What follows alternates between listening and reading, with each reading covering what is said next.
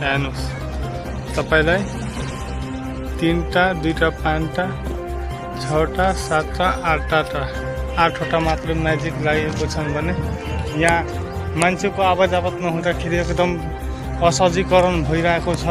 यहाँ कमाई धमाई भइरहेको छैन, त्यस्तो अवस्था आइसकेको छ र उहाँहरूको वास्तविकमा जनजीवन कसरी चल्छ जब मान्छे आउँदाखेरि उहाँहरूले पनि 2-4 पैसा कमाउन सकिन्छ, तर मान्छे नहुँदाखेरि चाहिँ कतिको पीर मार्कामा हुनुहुन्छ। उहाँसँग नि म एक रिपोर्ट जान चाहन्छु।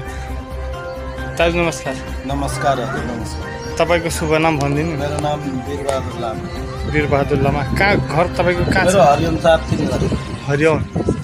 अनि तपाईँ गाडी यहाँ कति वर्षदेखि कुदाउँदै हुनुहुन्छ? हामी सुरुदेखि नै भन्दा पनि हुन्छ, टेम्पो विक्रम टेम्पोदेखि नै। विक्रम टेम्पोदेखि? विक्रम टेम्पो हट्यो, त्यसपछि म्याजिक आयो, माइक्रो आयो, माइक्रो पछि म्याजिकहरू आयो होइन। तपाईँको कतिको खुसी हुनुहुन्छ यहाँ बस पार्क छ र यात्रुहरू हुँदैन? तपाईँहरूको के घर परिवार यसले धान्न सकिन्छ त दाइ?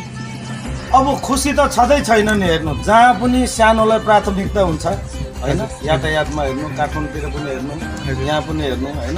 तर यहाँ चाहिँ हामीलाई हेपा छ क्या अलिकति। के को हेपा? कसले? बसको। बसहरू आउँदैन यहाँ आउँदैन बसहरू चाहिँ, किनभने हामीले बस पार्कबाट जानु दिँदैन। हामीलाई यता बाइपास भएर जहाँ भन्छ, यताबाट गयो भने झगडा गर्छ। समस्या त तपाईँको समस्या नै छ। अनि तपाईँले स्थानीय सरकारमा तपाईँ यो गुनासो राख्नु? अब गुनासो राखेर पनि के गर्नु, हाम्रो प्रालीहरूले पनि कति राखेको अब आफ्नो ठाउँमा। त्यस्तै अर्को साथी हुनुहुन्छ। नमस्कार।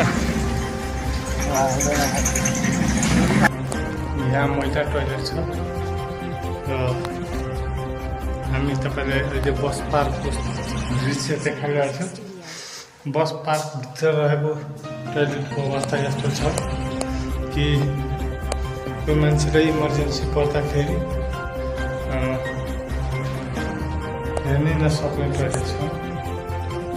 हेर्नुहोस्, तपाईँहरूलाई म देखाइरहेको छु। कुनै मान्छेलाई इमर्जेन्सी लागेको बेला महिला दिदी भाइ बहिनी अर्थात् जोसुकैलाई